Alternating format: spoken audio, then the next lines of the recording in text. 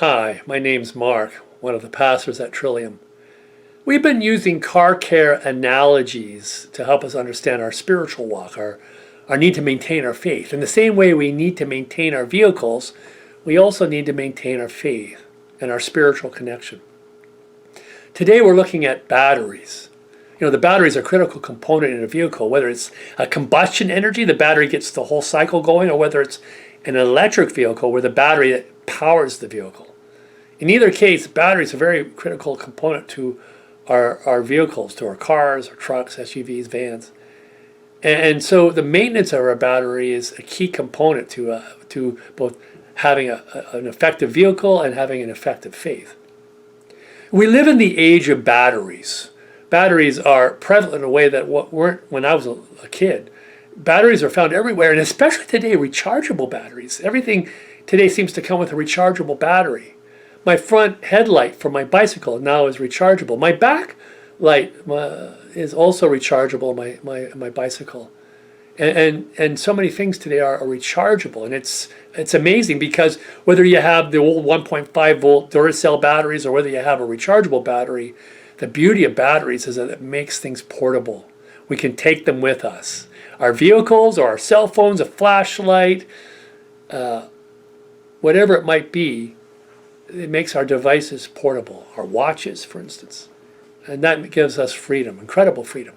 A few years back, I bought a weed whacker, and it had a rechargeable battery in it, and I was freed from that long extension cord I had to plug into the outlet. And I love the freedom. The downside of a battery is that it gets discharged. As I say, if it's one of those old 1.5 volt type batteries, they eventually get discharged and become useless. Even our rechargeable batteries, the critical component, of course, is to make sure that they get recharged. And the recharge practice is a critical part of the discipline of life today. And I don't think it's any different with people either. I think, in a way, it's useful to understand ourselves as a battery. We're a battery, and the recharge practice in life, getting recharged back up, is so critical for us. How are you doing? Like, how is your energy level today? How are you finding yourself? Are you filled with that enthusiasm and excitement for life? That might be a sign, if you are saying no to that you're not committed to the practice of recharging. For matters of faith, I think recharging looks like reading Scripture, to be plugged into Scripture, to be plugged into prayer, to be plugged into meditation, to maintain our connection to God, to allow maybe other kinds of practices like fasting, to just have small moments in life where we just put the body's needs beside into the background and place our spiritual needs primary. Just take time to be quiet. And not just by ourselves, but to join in community, to be with other people who are committed to practices of recharge, to be part of recharging communities too, who are committed to the practices in common that will allow us to be recharged spiritually speaking. Following Jesus is a commitment to a high energy life. To be God's hands in the world is a commitment to a high energy of life.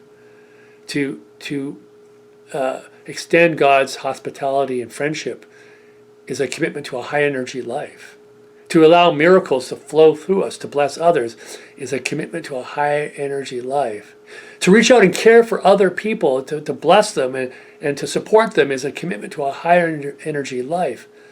And so that means that our battery needs, our need for recharge, become even more critical when we follow Christ.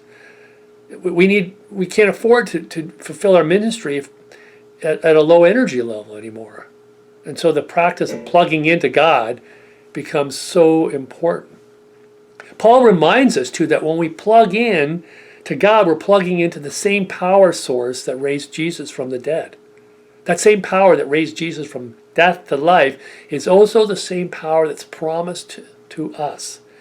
The critical thing to remember, though, is that we have to plug in order to receive the blessing of the recharge.